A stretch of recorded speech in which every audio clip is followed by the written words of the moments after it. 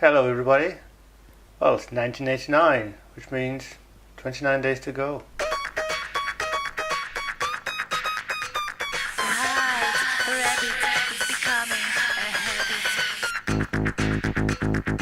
So, 1989. So what happened this year? Few things.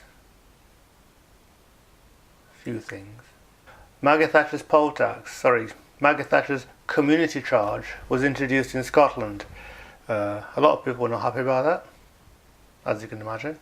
The thing in Tiananmen Square happened. Remember that when the man was standing in front of the tank, aka Tank Man?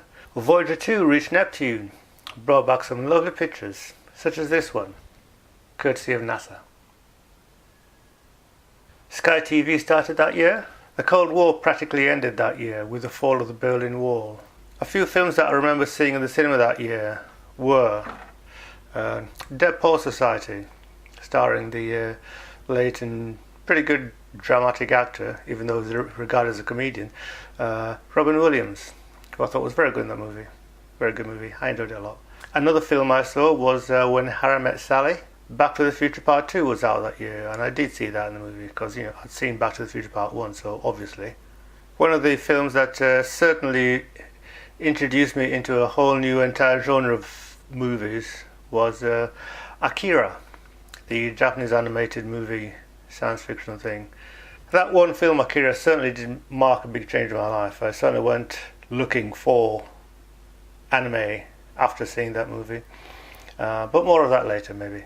A few people of note who passed away that year included Salvador Dali, Osamu Tezuka, one of the big anime pioneers over there in Japan, Lucille Ball, wife of the late Desi Arnaz, Graham Chapman, one of the Monty Python gang, Bette Davis, Lee Van Cleef, Mel Blanc, the voice of most Hanna-Barbera cartoons, Laurence Olivier, and Robert Mapplethorpe, the photographer.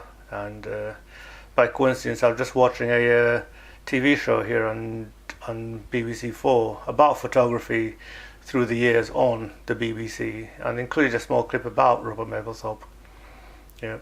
I think the previous year, last year, 1988, he put in a very controversial exhibition of mostly nude men, and it proved to be really controversial. I remember seeing a Senate member in the American House of Lords equivalent, I think it was. I don't know what you call it over there. And he got really upset about this thing, as wanted it banned unconditionally. So of course, even more and more people went to see it. The Streisand effect, in effect. And finally, Nicolae Ceausescu died that year, or should I say, was executed that year. And interesting thing is, because I do remember seeing that happen on the television. Again, I don't think it was live because I wouldn't be watching a broadcast from Romania live, but it seems that the country had pretty much had enough of Mr. Ceausescu by this point, because he'd built these massive palaces and spent a lot of money making life for himself and his family wonderful, while the rest of the country was, well,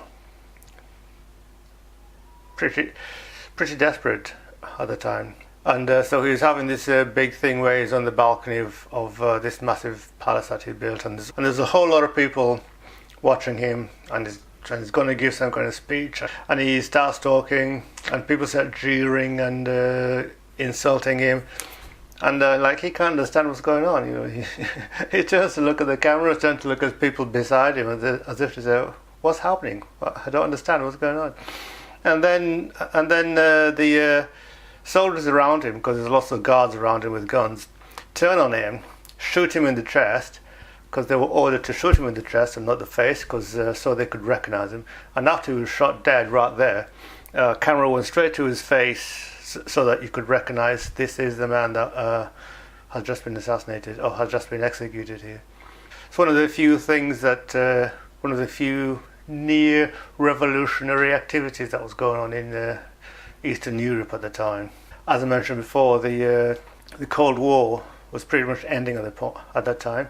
Germany began to reunify with the falling of the Berlin Wall, and a lot of the other countries around there started to demand and gain independence. So that's some of the people who passed away that year. Let's have a look at some of the interesting folk who were born that year.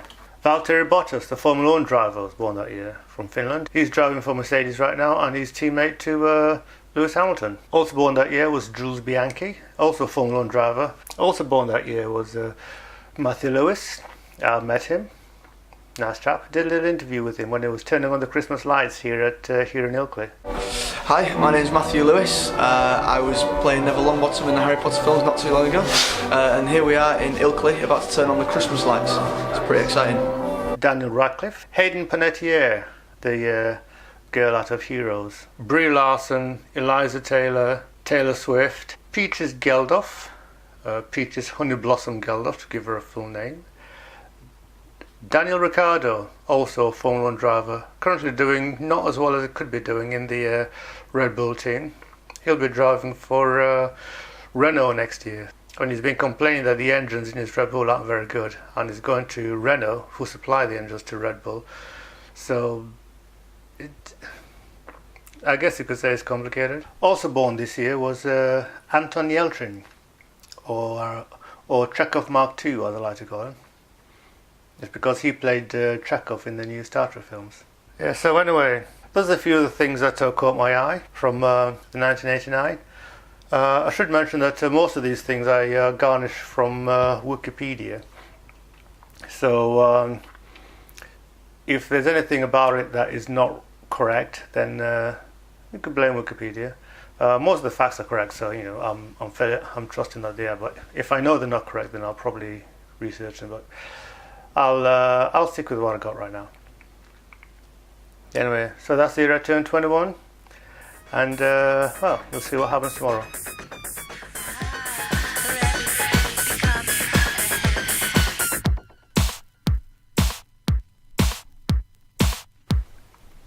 So this was the year that I had my first encounter with a lady, like the proper real. Anyway.